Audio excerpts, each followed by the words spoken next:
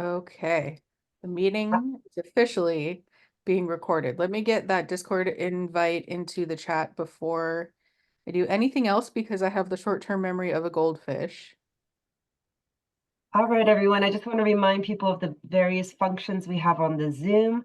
The chat, of course, is for kind of casual conversation, but it does run very quickly. So the point of our Q&A section is to place specific questions that staff and other volunteers can answer.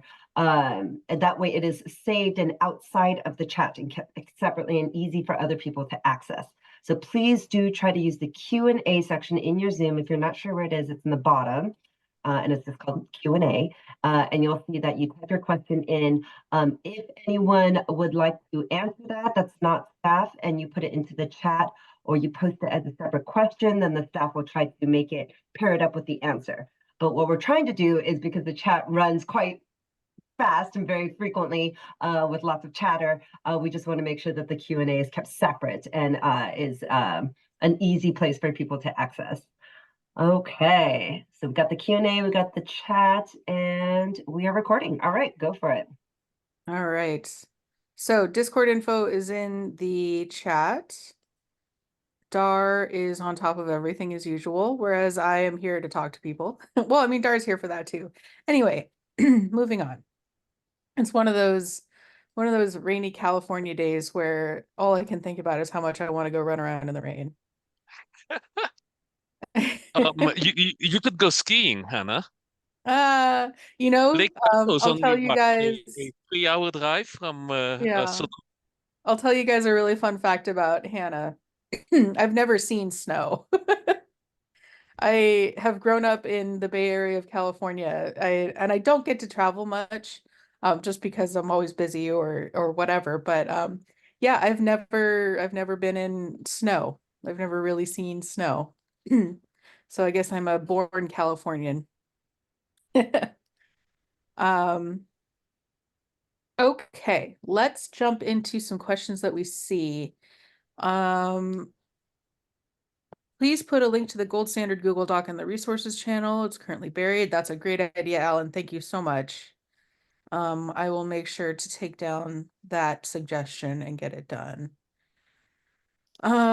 Richard asks, my camera only does 1/3. So, and also I have a question. Do I read that as 1/3 or 1/3 or 1/3? 1/3. 1/3. Thank you, Jeffrey. My camera only does 1/3 stop adjustments. Therefore, I will not be able to do the 1/4 nor the 145 setting. I hope this will not be a problem. It's not a problem. The full sequence is just the full sequence, and it's understood that not everybody will be able to, given their equipment, will be able to hit all those points. If your equipment cannot, that's perfectly okay. Just do what your equipment can do. I wanted to be somewhat explicit about that because there was lots of argument about that back and forth. I see. And so, just for someone like me who has no idea, when you say just do what your equipment can do, does that mean that they should put that bracket in and try and program it, or not even bother programming it that way? If their camera equipment can't do half stop intervals, it can't do it. So you can't don't bother putting it in. Right. And so I guess my real question is, we would need to know what our cameras can and cannot do before we even hope to proceed with that. Correct? It's a good idea to know what your camera is capable of doing. Yes, definitely. Okay, awesome. Sean, this one I can answer. Yes, I will confirm that the project scientists want uncompressed raw files. We want raw. That is correct. Yay, I did it. We don't want JPEG. Any file format that's compressed will have artifacts in it, and we'd rather just work with the raw data. This will be helpful when we do FFTs, that's fast Fourier transforms, to analyze the images in post-production. So 14-bit camera, Nikon RAW will work.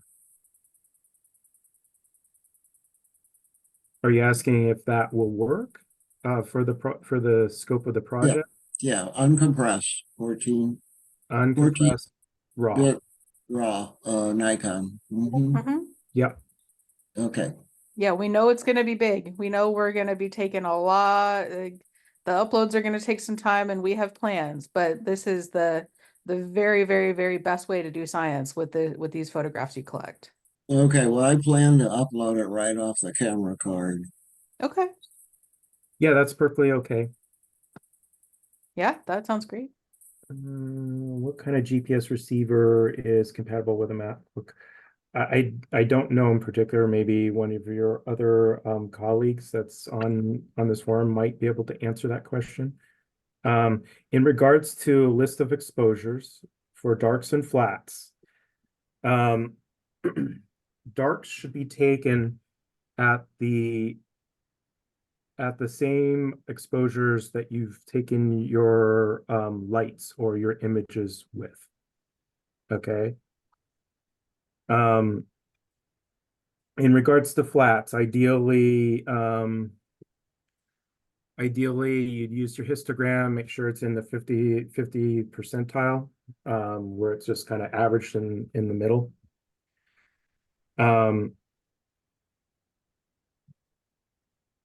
Jeffrey, Yes. if I may, for the flats, I suggest switching your camera to aperture priority, and let the camera pick the shutter speed, and then taking them at the same aperture setting that you are taking all your light frames.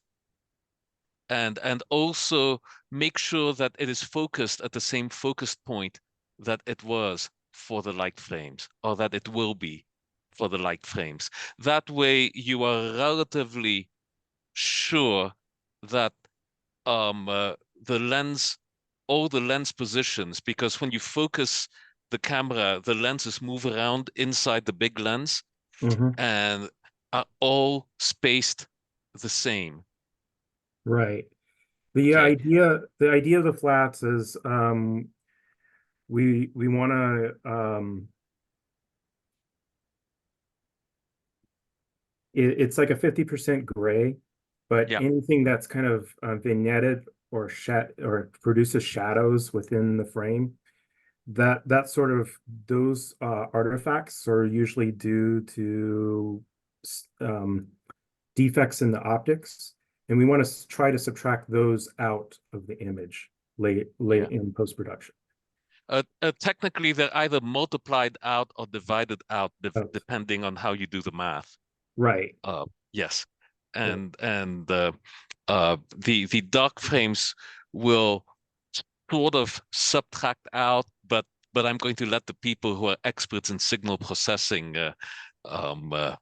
Right. It's more complicated than a simple subtraction, but they'll Right. subtract out the noise from the dark frame and the imperfections in the optics from the flat frames.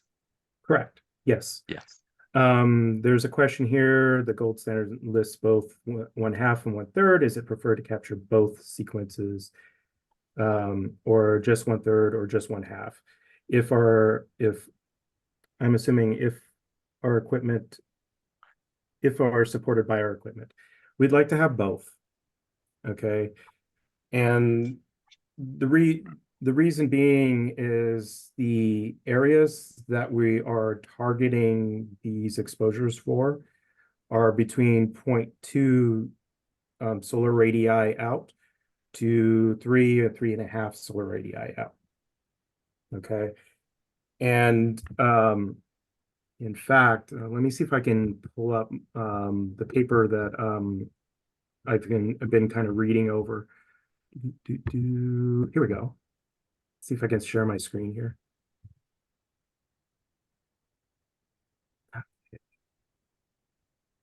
So this is somebody else's research project, and it has to do with banding that's produced by these exposures. And we want to try to narrow up the banding as much as possible. So we need additional exposures between those ranges, or try to. We realize that not everybody can hit those marks, but it what it would do for us is it just reduces the amount of banding that's produced when we do the subtraction or multiplication or division, however we're doing the mathematics. Ew, math. Yes. There's going to be lots of mathematics here that will allow us to see specific details within the corona. And so just for the sake of me, for the sake of the English major, okay, so starting from basics, in the center is the sun, right? That's correct. And And so each of these yeah. bands represents a specific distance in solar radii from the center. Okay. Okay. And Excuse me, Jeffrey. Mhm. You see the contour lines if you're able to read the on the small screen, Mhm. like at the very end it says minus 2.5, Mhm. right? So that means that, and I can't do the math in my head, but that's going to be like 300 times dimmer. Right. So um it's when we take extremely short shutter speeds, Mm-hmm. we're actually capturing those details that are pretty close to the sun. So few photons get recorded by the sensor that in order to increase the signal to noise ratio, we have to increase the number of photographs. I see. Okay. As we get further out, the exposure times get longer, more photons get recorded, and it requires us to have fewer photographs to get that signal to noise ratio. Typically, if you follow the Nyquist theorem, you need at least a minimum of 2 to represent that sample, ideally. Mm-hmm. So there might have been some questions of why we're asking for so many exposures, like 10 exposures at, 1/60th of a second, 1/50th of a second. That's one of the reasons why. And it's also related to this. Let's see if this is, no, disappeared. I had a really nice graph here, representative of that, basically representative of the inverse square law. And this is what we were basing our exposures on. So basically the formula that we're using, 1/x² plus 2. But that was a little, the curve was a little too steep and required us for these exposures to have up to 20. We used one, so the curve is actually between 1/x plus 2 and 1/x² plus 2. And that gave us a nice curve in which we could estimate how many exposures we need for each at each step, if that Yeah, makes sense. it does. Okay, I want to grab Heather asked a very good question in the Q&A. Heather asks about, thank you for sharing that, Jeffrey. Asked about a solar filter. Maybe I'm biased because I'm also looking for solar filter. I'm sorry. Is that what they call unconscious bias? So Heather mean, asks about a solar filter. I wanted to very quickly say that yes, Heather, you should remove the solar filter for totality. not anytime before, and you want to put it on just before totality ends so that your camera doesn't get hurt. So I can answer that part. But the other questions you have about the solar filter, I'd love to hear Jeffrey's perspective on.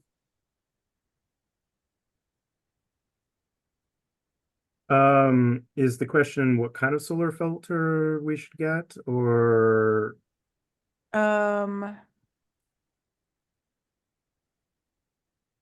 Let's we see. definitely So, we definitely don't want it during totality. yeah. The question, would the ND 100,000 filter be enough?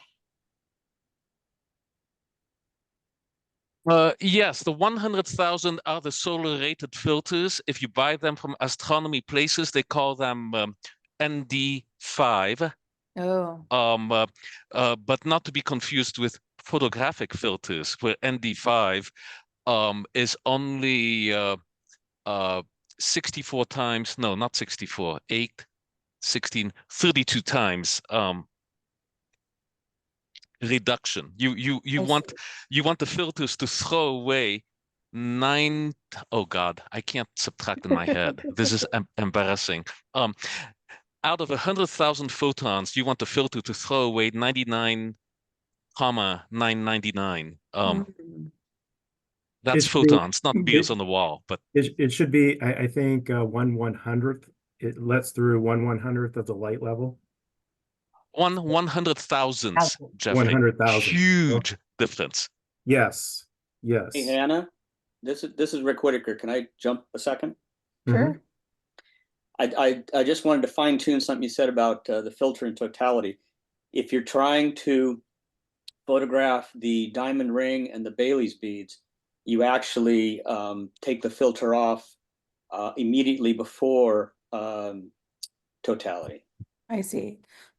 And Heather, you may be familiar with they call these phases of the eclipse like C1, C2, things like that. So you'll often see in the literature references made to the timing of, so for Bailey's beads, I understand that you, like you just said, you want to take it off just before like totality starts. So is that C3 or C2? C2 and C3. C2 and C3. Okay, thank you. Great point, Rick. So Thank you there's for yeah, pointing that out. there's a brief period of time where your camera can take the exposures, and they're very quick exposures, Mhm. but you don't want the filter on there or you won't get them. Gotcha. Good to know. Thank you. Actually, Rick, I'm glad you spoke up because I want to address your question in the Q&A. This is where we want to make very clear that we know that there's some technical limitations for what we're calling the gold standard or the STARS level of participation, which is for scientific data. But definitely photographic photos being submitted, we call it the 2017 method, are still very, very valuable. So we are taking submissions by the 2017 method, which means we're not quite as strict with the exact specs of the focal length and the shutter speed and, you know, all of that, which is the STARS level. So I want you to know that you can still be part of our program and still be part of our project, but just remember that it wouldn't be the STARS level. It would be as the 2017 method is what we're calling it. Great. I'm glad you mentioned that because I'm going to try to capture everything from Earthshine to the Yeah. brightest corona. No, Rick, But don't let, so okay, how do I say this? We're so thrilled for all of our participants and how seriously our participants are taking this project. But if taking photographs our way kind of overwrites the plan you already had for the eclipse, you know, do your thing. I'm not saying this for all of our star level volunteers. We have certain stars. We promise NASA a certain number of volunteers taking our kinds of photographs, Right. very specific down to the exposure, and we want to maintain that. But for people who are coming in who already had a plan and just want to upload whatever you take, and then we will let you know if we can use it or not. okay, I That being appreciate that. said, yeah, absolutely. Yeah, That I being understand the goal. You know, getting 12 exposures at a certain shutter speed is Sure. great for getting rid of the noise and all, but man, it's not going to fit into my flow. Yeah, totally. And we totally understand that that can happen. That does not mean that the data that you send in is not going to be valuable. Yeah. Thanks so much. Appreciate it. Yeah, thank you, Dar, for pointing that one out. Okay, so Heather, did we get to answer your question? Would you call that answered? So just to clarify, so the one that I should get is the 100,000 filter, so that should be enough with the darkness, I'm guessing. The safer thing is to go to a company called Thousand Oaks and Yes. order specific solar filters. Yes, that's the same one that I think Dar has, that I gave to Dar, and that I have been using to photograph the sun through my experimentation. Oh, Is very cool. that very specific one. It's not that expensive. It's like around it ranges from $59 to about $62. I think the version that we got was about $62 for that filter. Oh. Could we perhaps have a link in the chat and I'll post that in the Discord? I'll have to see if I bookmarked it. Or even just a link to the business in general. I'll look it up and put it into the chat. Thank you kindly, Rick. You can see one of the filters that I have, maybe. It is upside down, I think. Okay. How about this? Perfect. ASSF80, it looks like. Okay, this is from Bader Film, and their picture lies because it gives an orange sun. What you actually see is a white sun with a Bader film. Interesting. Okay. The Thousand Oaks in general, their filters are colored and they will give you an orange sun. And That is correct. And in my opinion, it's not as sharp. Okay. Or maybe I just had a bad film. That's good to know, though. And so I should have thrown it away, right? But I sold it to somebody else. And for visual observation, it's perfectly good. But I think that when I took some pictures, it wasn't quite as sharp as when I had the. And it may just be my photo skills, which are not as good as. And so it was a joke in the Discord about taking a picture of the International Space Station, but a bunch of people have done it. Oh my God, that is so awesome. Isn't it cool? When I saw everyone responding, I was just blown away. It was a joke, right? And wow, people have successfully done it. So could you find that the filter that you were talking about that makes the sun white and post a link, and I'll try and get it in the Discord as well. Yes. We'll give people plenty of options. Post it's not an official endorsement because I'm not supposed to endorse anything, but I'll we do not endorse these things. We just want to make resources available to you should you want to check them out. That is a very great point. We do not speak for NASA. We do not officially endorse anything. But really quick, I want to get to this question that Bill asked because I am curious about this as well. Bill asks, my camera adds a copyright statement in the metadata. Do I need to remove those before I upload my files to your server?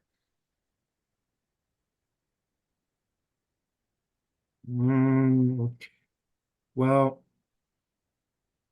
should it be stripped?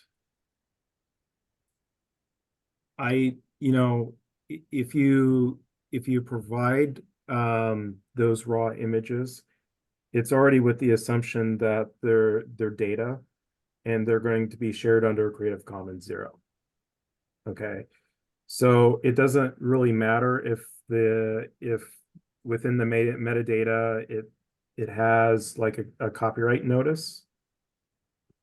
I know some cameras do that automatically, or you can program it to do it automatically. Should be fine. But when you do upload it, you should understand that this is public data. Other people can take, other NASA researchers can take this data and do analysis to it, and you not should be just okay that. with that. Yeah, anyone. So because of the nature of our funding being from a government agency, NASA, everything that is produced for this project and by this project must be accessible by everyone, by taxpayers, let's say. Because taxpayers are funding this project, ultimately. That's one reason why I'm running 3 different cameras. One camera, one camera is specifically for this project, and 2 other cameras for the stuff I want to do. They'll all be running on the same mount, so I don't really care. Cool. I just wanted to mention one thing about the Thousand Oaks solar filters. They come in 2 different versions. They make threaded filters that you get to actually screw on like a filter, like a UV filter or a polarizer. And they also make ones that slide on, that have a little bit of felt on the inside and just grip. And they are much faster to remove and replace without the risk of jiggling your camera as you're threading it on and off to remove it and put it back on again. I believe that's the version that Rick Whitaker put in the chat. They're called the full aperture solar light polymer version. So anyway, just for people that are looking, those are your 2 options from Thousand Oaks. Okay. That's a much, great yeah. point, and that's why I linked the one I did. You don't want to spend time unscrewing a filter, in my opinion. Yes, that is correct. What has he got there? That looks like film. No, I think it's a It's filter. another, it's the other Oh. solar filter that I have, and it's the one that I did on Saturday at the social. Oh, right. Okay, and it takes several seconds, but not a whole ton of seconds to remove, because it's got those little screws, and I did a little 3D printed thing so that I could just slip this on, twist it a tiny bit of a turn, Mm-hmm. and so now it comes on and it comes off in like 1 second. That's so cool. I forget. Okay. Did you want to post the STL files for that, or? Oh, sure. I'll do that. I'll put it on Thingiverse and post the link. And that's purely just in case anybody else is, Yeah. at his level. Absolutely. Absolutely. And anything which I post, it may have my name on it, but I release it for public use. Yes, And I that's all don't that know matters. if you have I don't know if you've got a thing that you'll want me to sign, or whether my verbally saying it or sticking into the chat is good enough. I'll talk to Laura about that, and we'll Yeah. make sure. Don't worry. Yeah, but Yeah. thank you for being so open with it, for sure. What diameter is that device? The 3D printed thing, or my specific filter, Spencer? The 3D printed thing. Okay. If you'll allow me to stall for time, someone else can tell bad jokes. I will go and show them to you, because it is lens specific. Oh gosh, I have a bad joke, but I can't think of one. So I guess we'll just answer another question. Hello. Hi. Hi. Well, here's one of my filters that I Okay. made out of an old calendar. And I bought is it Bader solar film? And I fitted over this. So I've got many different sizes. And so that seemed to work well in 2017 for me. So I made one for one lens, one for another Tamron lens, 2 for my binoculars. So here's the other binocular one. Oh, this is for a Canon lens. Mm. And then this is for a different Canon lens. So, and it was just one roll of film. And this is for the other binocular. And then, wait, there's more. And then I made this big one here. Whoops. Oh, wow. Yeah, this is for the end of my telescope. Oh, sure. And you can see here, it's just an old, calendar that I set around the circumference of it. So it didn't cost a whole lot. And so anyway. Wow, thank you. Yeah, Amy, I are think you in our Bader, Discord server? I think Bader actually posts a link to making these filters with cardstock. I mentioned it as well. I want to put in a plug for gaffer's tape, which is like the best tape, I think, in the universe, because you don't want this filter blowing off if you get a gust of wind. Mm-hmm. So, you know, it's nice to have your filters be relatively loose so you can just pull them off. But gaffer's tape is wonderful. It's sort of like super sticky, but also releases very well. And you can get it at most photographic stores, either online or if you got a photo store in your town. Strongly recommended. The Yeah, lab, so sorry. In 2017, I used 2 pieces of blue tape and taped it around the circumference of this solar filter. And then I used an app. I can't remember what the app was called, but it would tell you 3 seconds to, first contact, second contact. Oh, yes, yes, yes. And that's and probably then Eclipse Orchestrator, Amy. and then let me see, it was an app on my phone. And then it said, when it was about 30 seconds, I loosened the tape so that all I had to do is just pull the end of it off, and it made it really simple to take photos. Awesome. Yes. So in the Discord, we have a lot of conversation going on about software and things like that. Or do you prefer the listserv, Amy, over the Discord? I like them both. Okay, I great. like So Discord, yes. yeah. So, but as long as I just want to make sure you're in there so that you can see what people are talking about. That's all I care. Oh, okay. Well, let me Yeah. go there. So yes, there's been, and during the social hour on Saturday, which we should have posted soon, I forget. But he did a lot of talking about, and we actually got to hear his program that he was using, talk to him because he was doing kind of a mock Eclipse run through. So yes, now I completely understand what you're talking about. Okay, so I see we only have 19 minutes left, so we might want to start doing some rapid fire question answer here. Jay asked a question. It's the first question in the Q&A list. I have a Nikon D7000, been using Nina and set it up to do 1/3 stop increments. All the increments work great except for 0.4 seconds. It just will not do it. Even tried a different automation package and got the same result. Maybe a bug in the camera? What do you think, Jeffrey?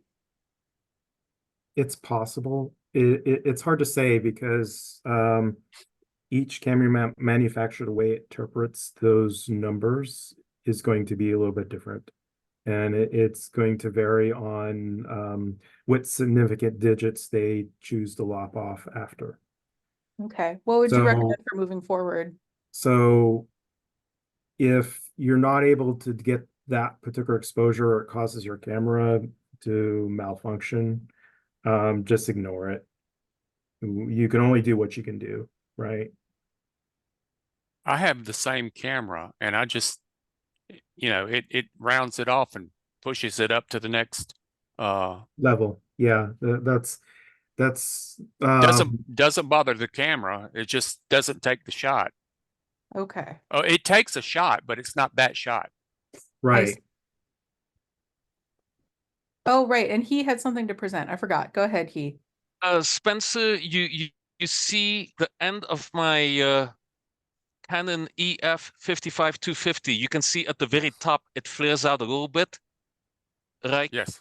And so I just made this so it clamps around that thing, and then you can't see it, but there's essentially a little bayonet which is inset like 0.5 millimeter, and so I can just push that Kendrick filter on, twist it like a tiny amount, and it locks it in.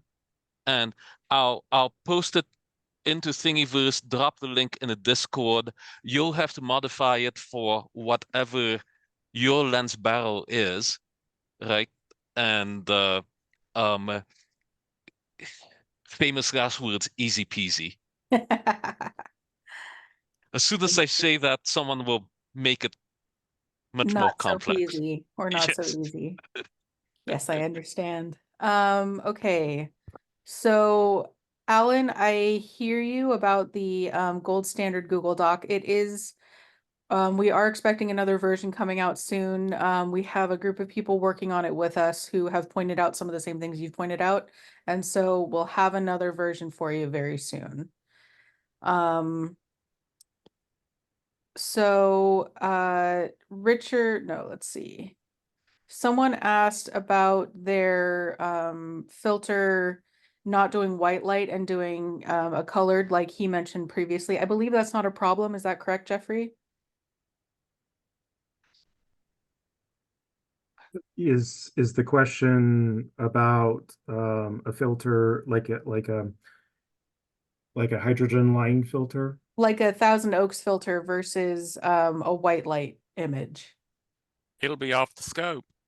It'll Right. be off the camera. Right. It won't matter. It'll be off. Oh, duh. Yes, you're correct. Okay. Yeah, exactly. You wouldn't, Right, the because we're course only of really asking for pictures during totality. totality. Right, duh. Okay, anyway. So you wouldn't have the any filter on during totality. I think there were some individuals that wanted to take a hydrogen alpha line photos. You would have to make adjustments based upon the level of reduction that the filter is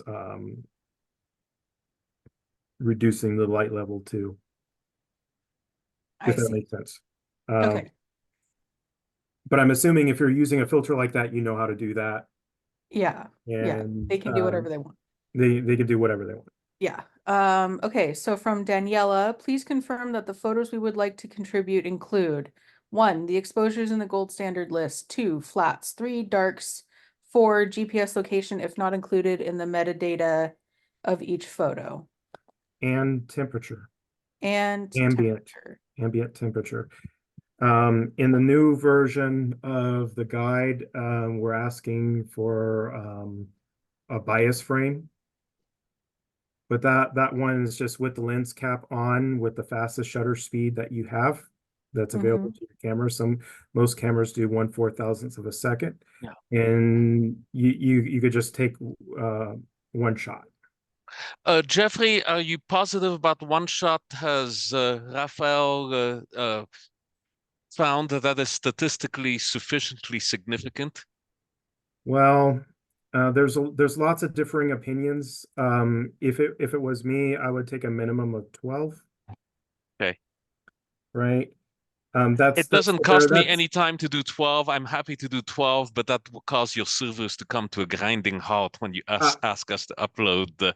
You'd be surprised. We're gonna be okay, I think. We've got a lot of horsepower, I guess you could say. Well, courtesy of Berkeley, etc. I'm hoping they have a lot of horsepower. I can hope. I can So speak it into existence. what I'm basically telling what I'm basically understanding is they seem to have that covered. Okay. Their IT people are kind of on it. And this is from our last conversations with Juan. They're kind of testing things at their end. They're incorporating SharePoint as the initial drop-off point, and then those images that gets uploaded into SharePoint will automatically hit some back-end server where they finally get deposited, and it'll be all on Juan's servers at the back end.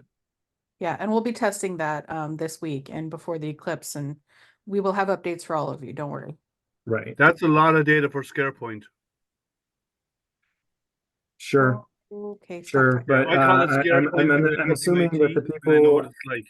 Right. I'm assuming the people who are at the back end they understand the issues and are handling it. So we'll see how that plays out. Okay. I have a question that is still not clear to me. Mm-hmm. I would like a list of the flats that need to be taken, like the list of the gold standard shots that we are going to take. I would like a list of the flats. I know that the darks are going to be the same thing as the shots, but I am unsure about the flats. Spencer, just do it with AV, aperture priority. Take 12 pictures. 12 pictures at what speed? whatever speed your camera thinks is good at aperture priority. Just And same 12. aperture. Yeah, Just 12. Okay. just 12. If you're OCD, do I don't know, I'm gonna make this up. 5 of them with aperture priority, 5 of them with a plus 1/3, 5 of them at minus 1/3, but again at AV. At least AV on my camera. I don't know what they call it in the Canon, whether it's AV or they have a different Mine's name. Nikon. Mine's Nikon, excuse me. Yeah, At mine's a Canon, Canon. It has TV and AV, and so you want the same aperture, which is f8, is what they asked as a compromise. Okay. F8, and you're there, so to speak.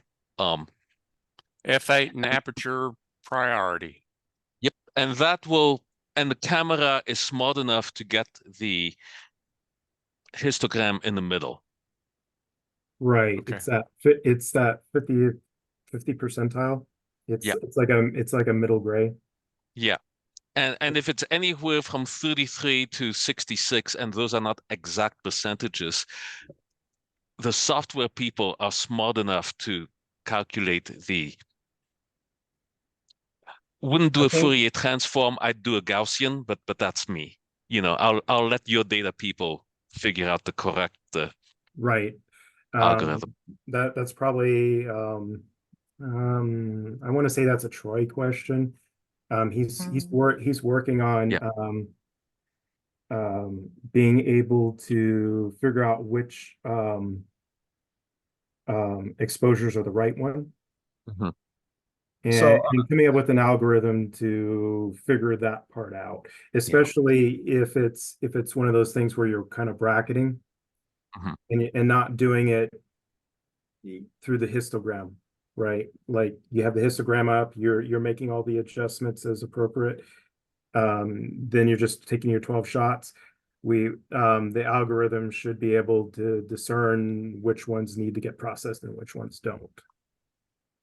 I need to look through, I'll look through the latest version of the photography guide, but I think, Kai, one of the points you made earlier is worth repeating, which is that the important thing about the flats is that they reflect any sort of dust, nits, optical defects, etc., in your whole train from the very first lens surface all the way back to your sensor.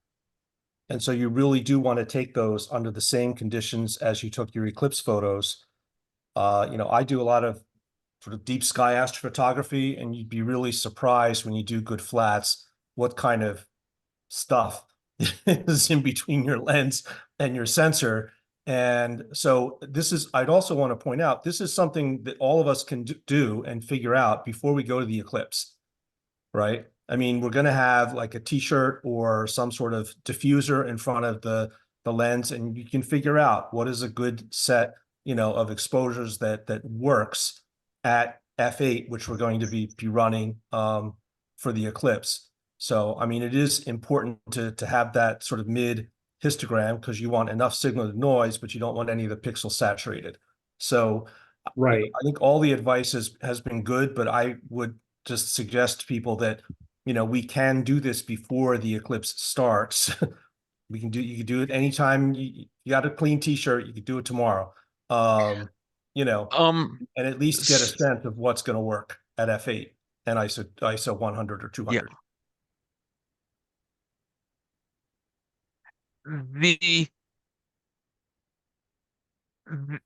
About the flats, actually, Jeffrey, my history, and I'm not a good astrophotographer, I'm going to call myself an average one. I take them just pointing at the sky without a diffuser. Does a diffuser make a difference? There's lots of differing opinions about that. So some would suggest a diffuser. Some would suggest some kind of light panel. I've seen those suggestions kind of floated about, and I've even seen some that was perfectly okay with pointing it at the sky. Yeah, I mean, sky flats, you remember for deep sky, for the kind of astrophotography a lot of us do at night, we have very narrow fields of view, right? And so a okay. patch of sky, say, 90 degrees or more from sort of say the setting sun, that small patch of sky is going to be pretty uniformly illuminated. But if you're doing anything wide field, the sky, it may or may not be good. My problem with sky flats generally is that there's a narrow window at dusk, when I can take sky flats without having stars starting to appear on my images, which you can process them out. But, I think Jeffrey Reedy would say, there are people who can spend all day talking about flats. I probably could, but I don't know if I could stand doing it. I think, here we're going to be shooting fields that are of a few degrees. My own view is I think a diffuser is helpful. Right. I'd rather do it with a diffuser than without. It does no harm, and it does prevent you from inadvertently picking up some sort of, Bird, cloud. right, haze, etc. So, Right. and I've done t-shirt flats, I've done dome flats, I've done sky flats, and no one method is sort of best for all circumstances. And I think the t-shirt recommendation for this project, I'm completely comfortable with it. Yep. And like I said, people should try it. I think the t-shirt flats is probably the right way to go, double t-shirt, because first of all, you want the illumination to be even, right? Secondly, you want it to be well illuminated so you actually pick up any variation on the field. Because a flat field is not, the flats are not, do help with dust bunnies.